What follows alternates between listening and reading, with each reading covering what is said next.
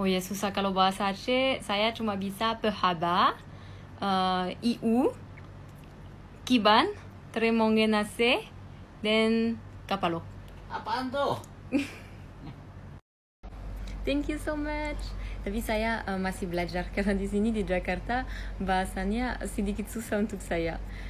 Saya masih belajar sama teman. Tapi dulu saya belajar bahasa Indonesia yang formal sama Kedutaan Besar Indonesia di Prancis. Saya ambil online kursus untuk 2 bulan, 2 sesi per minggu.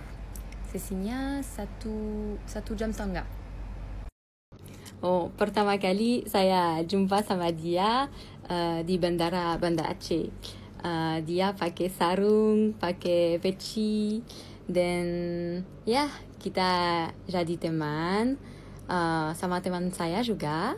Saya datang sama satu teman, dan kita jalan-jalan di Banda Aceh, kita nongkrong di warung kopi ini.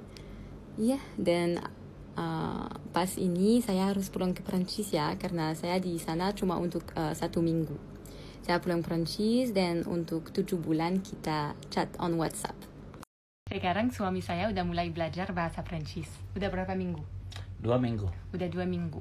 Dan sekarang dia akan belajar tentang bagaimana memanggil sayangku. Yang pertama, mon amour. Mon amour. Cintaku. Cintaku. Mon cœur. Mon cœur. Mon cœur. Hatiku. Oke. Mon chéri. Mon chéri. Sayangku. Sayangku. Saya panggil kamu mon chéri, kamu panggil saya ma chérie. Ma chérie. Okay. Bébé. Sayang, baby. Baby. Baby. Like bayi ya. Yeah. Bébé. Oke, chaton. Chaton. Chaton artinya Anak kucing.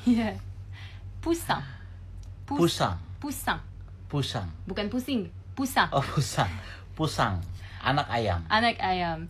Dan ma belle. Mabel. Cantikku. Cantikku.